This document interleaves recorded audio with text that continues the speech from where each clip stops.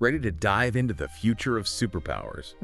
We're looking at New W World on the Brink by Dmitri Alperovitch and Garrett M. Graff. Yeah. And wow, it seems like this book does not hold back when it comes to the U.S. and China. It really doesn't. And one of the things that makes this book so interesting is it's not just, kind of like rehashing the same old talking points about trade wars and military buildups. Right. It really digs into some of the undercurrents of this relationship, some of the vulnerabilities on both sides. Yeah. And it really kicks off with a story that seems small on the surface. Okay. But it's actually very revealing of a much larger strategy at play. All right, so let's unpack this a little bit. You're talking about Mischief Reef. Exactly. A Mischief Reef, this tiny speck of a reef in the Spratly Islands, claimed by multiple countries. But it becomes a really powerful anecdote in the book for how China really plays the long game and exploits international ambiguity to its advantage. So it's not really about the reef itself, it's about what it represents. Exactly. Yeah. Going back to the 90s when other countries were issuing, diplomatic protests, China very quietly went about transforming Mischief Reef into an artificial island. Right. First, a harbor for its ships, then a runway, and now it's a full-fledged military base. Like the classic, slowly change the facts on the ground, Exactly. establish a presence, and then use that presence as leverage. Exactly. And it's that kind of assertive approach that the authors argue that we're seeing not just in territorial disputes, but also in China's economic policies, particularly its trade practices. Right. And they point to the World Trade Organization as an example. The WTO? The WTO as an institution that's really struggling to hold China accountable. Yeah, you hear that criticism a lot. Yeah. That the WTO, its rules and mechanisms are really ill-equipped to deal with China's, brand of state-directed capitalism. Right. And so this is where the book calls for a much more assertive approach from the U.S. and its allies. Yeah. It points to, for example, the targeted tariffs that were imposed during the Trump administration, as an example, although they acknowledge that even those measures have their limitations. Right. It seems like it's suggesting that tariffs alone aren't enough. Right. It's about, maybe a broader strategy, closer cooperation with allies. Exactly. And a really nuanced understanding of where China itself might be vulnerable. Yeah, and one of the vulnerabilities that the book really digs into is China's looming demographic crisis. It argues that the legacy of the one-child policy could end up being one of China's greatest challenges in the years to come. That's a big statement. It is. Everyone talks about China's, unstoppable economic rise. Right. But what happens when that economic engine starts to sputter because you have a shrinking workforce, a rapidly aging population? That's right. The book argues that this demographic imbalance could have really profound implications, potentially leading to slower economic growth, increasing social unrest, and even a shift in China's national psyche, kind of a crisis of confidence in the regime. Yeah, that it's a far cry from the image of an unstoppable economic juggernaut that we're all, most of us are used to hearing about. Exactly. So it seems like while the world is focused on China's rise, NW World on the Brink is saying, hey, pay attention to the cracks in the foundation. Exactly. And it's in those cracks that the U.S. might be able to, kind of leverage its own strengths. Right. And in particular, its enduring capacity for innovation. This is where it starts to get really interesting for me personally. Yeah. And I think for you too, because the book highlights America's, unique ability to attract global talent. It does. And uses as a prime example a company that you know quite well, CrowdStrike. Yeah, CrowdStrike is a great example, a real testament to the power of immigration-fueled innovation. And the book's point is that this constant influx of talent, drawn to America's culture of opportunity. Right. World-class universities. It's something that China has really struggled to replicate. And they've tried. They have. But one of the things that's so fascinating about the book is it connects this directly to the competition between the two countries. Right. It basically argues that in the 21st century, talent is the most valuable resource. And the U.S., with its open society, its culture of entrepreneurship, it has a distinct advantage in attracting and nurturing that talent. But even with all the talent in the world, you can't build the technologies of the future without a pretty critical ingredient, semiconductors. Absolutely. And this is where I think it gets even more interesting, because the book is really framing this as kind of a key battleground in this U.S.-China rivalry. It is, and it's a battleground where the U.S. might have more leverage than a lot of people think. Interesting. Because while China has spent billions and billions of dollars trying to build up its domestic chip industry, it still lags far behind. In terms of like the really high-end stuff? Exactly. The most advanced semiconductors, the ones that are really going to drive the next generation of computing power, artificial intelligence, all of that. Right, and these are essential for everything these days. Everything. It's not just, smartphones, it's electric cars, it's AI, it's advanced weapon systems. It is, and so this dependence on foreign chip makers, particularly Taiwan Semiconductor Manufacturing Company, TSMC. By Taiwan. This creates a major vulnerability for China. Especially if things were ever to escalate over Taiwan. Exactly. I mean, control of TSMC's fabs would be a huge prize for China. Absolutely, and the U.S. knows this. Right. Which is why they've enacted these export controls limiting China's access to the most advanced ship-making technology. So we're not just talking about an economic competition here, right? This is geopolitics. I saw it intertwined. Because these semiconductors are really shaping the balance of power in the 21st century. They are, and that balance of power extends far beyond just the economic realm. The book also digs into, the increasingly important role of alliances in this rivalry. Yep. And it argues that this is another area where the U.S. has a real advantage. Because even though China has been, really kind of cozying up to countries all over the world. Right. And building its own, kind of economic and diplomatic ties. Right. Doesn't have that same network. It doesn't. Of deep, long-standing alliances that the U.S. has built over decades. That's right, and these alliances, the book argues, are going to be absolutely crucial for the U.S. in navigating this new era of great power competition. But it's not just about, traditional military alliances like NATO. Right. I mean, we're talking about kind of building partnerships in new and innovative ways as well. Absolutely, and the book highlights some examples like the Quad, which brings together the U.S., Japan, Australia, and India. Right. And AUKUS, the Trilateral Security Pact between the U.S., the U.K., and Australia. These are examples of how the U.S. is forging these new partnerships to try to counter China's growing influence around the world. And those partnerships become even more important when you start to look at some of the potential flashpoints that the book identifies. Right. And in particular, the situation in Taiwan. Yeah, I mean, Taiwan is often called the most dangerous place on Earth. Yeah. And it seems like this book does not shy away from that at all. It does not. It really highlights how China's, rapidly growing military capabilities, combined with its increasingly assertive stance on Taiwan, have really created a situation where even a small miscalculation could spiral out of control very quickly. And what I thought was interesting is the book emphasizes this isn't just a military issue anymore, right? This is a technological issue as well.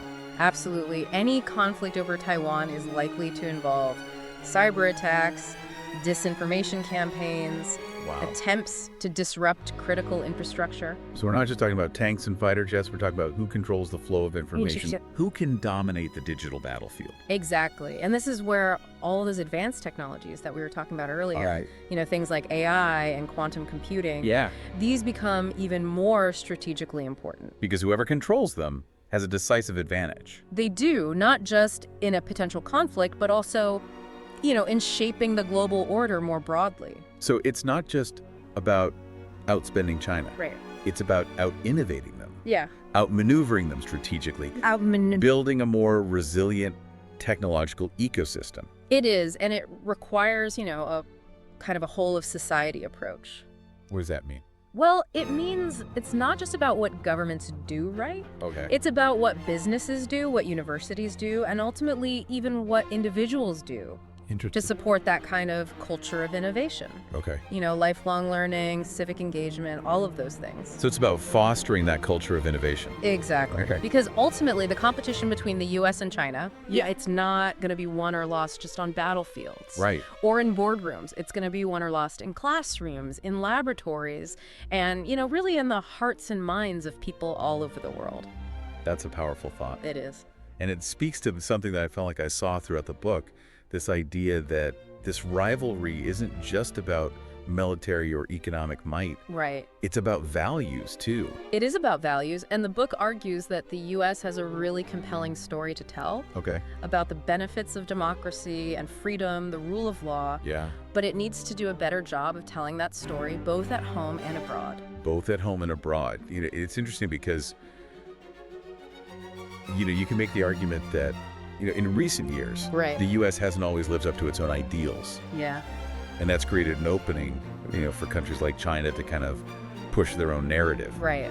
Exactly. So how do we counter that? I mean, how do we start to, tell that story more effectively? Well, it starts with, being honest about our own shortcomings, right? Acknowledging where we've fallen short. Right. But it also means really emphasizing the progress that we've made. Okay. And the fact that our system, with all of its flaws, is still the best system for unleashing human potential and for protecting individual liberty. So it's about, kind of owning up to our mistakes. Yes. But also really doubling down on the things that make America unique. Yes, exactly. And demonstrating to the world that our model is still the one to emulate. That's right. Because in the end, this competition with China, it's not just about who has the biggest economy or the most powerful military. Right. It's about what kind of world we want to live in. A world defined by freedom and opportunity and human dignity. Exactly. Or one defined by, authoritarianism and control and repression. Those are the stakes. And this book, New World on the Brink, really lays those out, I think, with remarkable clarity and urgency. Yeah, it's a sobering read, but it's also inspiring in a way. Because it reminds us that we as individuals, we as a nation, we have agency, we have choices to make. We do. And those choices that we make today, they're going to determine what the course of the 21st century looks like. And one of the key choices that I think the authors are really highlighting here is how the U.S. chooses to approach its relationship with China in the years ahead. Okay. Is it going to be purely confrontational? Right. Or is there going to be room for, some degree of cooperation, especially on these issues of global concern? Right. You brought up a really interesting point there about the potential for collaboration. Yeah. Especially when it comes to these transnational issues, things like climate change, pandemics. Right. I mean, the reality is neither the U.S. nor China can solve these problems on their own. They can't. And the book does acknowledge that there is room for the U.S. and China to work together on some of these shared challenges, but there's always a but. There is always a but. And the but here is that, that cooperation can't come at the expense of our values or our security. So how do we balance that? How do we cooperate with China on things like climate change while also competing with them on technology and trade and all these other areas? Yeah, it's the million-dollar question, right? It feels like it. I think the book suggests a kind of a multi-pronged approach. Okay. Engaging with China diplomatically. Okay. Being very clear about our expectations or red lines. Right. But also maintaining, a very strong military deterrent. Right, so it's a balancing act. It's a very, very delicate balancing act. And it sounds like it's a balancing act that's going to define the relationship I think so. between these two countries for decades to come. Absolutely. And it's a reminder that, this is not just about two countries, right? Yeah. This is about the future of the international order. Right. The choices we make today have a ripple effect. They do. Across the globe. Yeah, for sure. So as we kind of start to wrap up our look at New W World on the Brink, it really feels like, we've just scratched the surface here. We have. This is a very dense book with a lot of really important ideas. Yeah, we've covered so much ground. We have from, China's ambitions in the South China Sea to the potential for conflict over Taiwan to the importance of, domestic renewal in the United States. Right. All of these things are interconnected. They're all part of this larger puzzle. And I think what this book does so well is it connects those dots for the reader. Yeah, it provides a framework for understanding this really complex and rapidly evolving relationship. Exactly. And it gives us, I think, a sense of urgency that, this is not something that we can just kind of sit back and watch unfold. Right. This is a competition that we need to be actively engaged in. We need to be thinking strategically about it. We need to be making smart decisions. And we need to be willing to, make some tough choices. Right, because the stakes are incredibly high. The stakes are incredibly high, and they're only getting higher. It really does feel like we're at this, kind of a precarious moment where the decisions that are made in the next, few years could have really long-term consequences. They could. And, you bring up this question about China's internal challenges. Right. All these, the demographic issues, the economic slowdown. The potential for, social unrest. Exactly, and I think that's one of the big questions that the book raises, is if those challenges start to really intensify, does that make China more likely to kind of lash out on the world stage? Right, more aggressive. More aggressive. Maybe even reckless? Exactly, or does it have the opposite effect? Okay. Does it force them to kind of, pull back a little bit? Become more introspective. And more introspective. Focus on those internal problems. Exactly. And potentially even more willing to cooperate with other countries. Out of necessity. Out of necessity, right? Because if you're facing, economic headwinds at home, you might be more inclined to strike some deals to, ensure your own survival. Right. It's like that old saying, when the tide goes out, you find out who's swimming naked. Exactly. And I feel like, that's something that China might be facing in the years to come. They might be. They've had this incredible run. They have. Of economic growth and, kind of expansion. Yeah. But what happens if that growth starts to slow down? That's the big question. It's the big unknown. It is. And I don't think anybody has the answer to that. No, and I think the authors of this book are very upfront about that. They don't pretend to have a crystal ball, right? But what they do so effectively, I think, is lay out the different scenarios. The different possibilities. The different possibilities, and they really challenge the reader to think critically about, what are the potential consequences? What are the stakes? Yeah, what are the potential consequences of these different paths? And it's not just about, predicting the future. It's about shaping the future. It is about shaping the future. And I think one of the key takeaways from this book, for me at least, is that the U.S. really has a crucial role to play in shaping that future. Not just a role to play, but a choice to make. Absolutely. Right? Like, are we going to sit back and let events unfold? Be reactive. Or are we going to be proactive? Right. Are we going to step up and lead? And I think the authors make a very strong case that the U.S. cannot afford to be complacent at this moment in time. The stakes are too high. The stakes are too high. Their complacency. They are, and, they argue that the U.S. really needs to be much more strategic, much more proactive. And willing to make tough decisions. Willing to make tough decisions, absolutely. And those decisions, it's not just about military spending or trade deals. Right. This is not just about hard power. Right. This is about a much more holistic approach. What does that look like in practice? Well, it means thinking about diplomacy, thinking about economics, technology, even culture. Culture, okay. All of these things are part of the equation. Because it's not just about confronting China. Right. It's about strengthening our own alliances. Yes. Revitalizing our democracy at home. Yes. Demonstrating the enduring appeal of a free and open society. Exact. Not just talking about it, but living it. Living it. Because ultimately, actions speak louder than words. They do. And I think that's, that's the challenge. It is a challenge. And it's also the opportunity.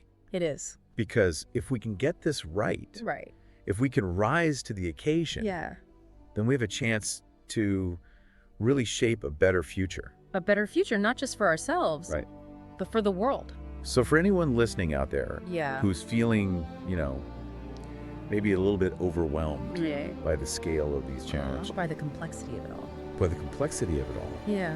I think this book offers a message of hope. It does. It's a reminder that we have agency. We do.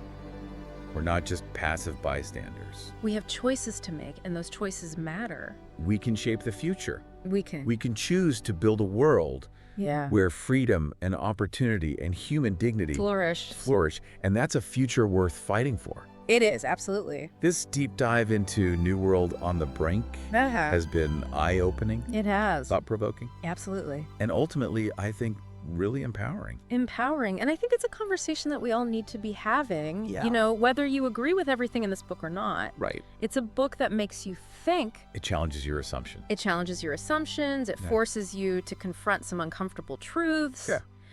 And I think ultimately, that's a good thing. It is. Because we need to be having these difficult conversations. If we're going to find solutions to the problems that we're facing. Exactly. So I encourage everyone to go out and read this book. NW World on the Brink. NW World on the Brink by Dmitri Alperovitch and Garrett M. Graff. And as you're reading it, think about this. If technological dominance is really the key to winning this rivalry with China, could the deciding factor be something less tangible, like a society's ability to attract global talent and nurture a true culture of innovation?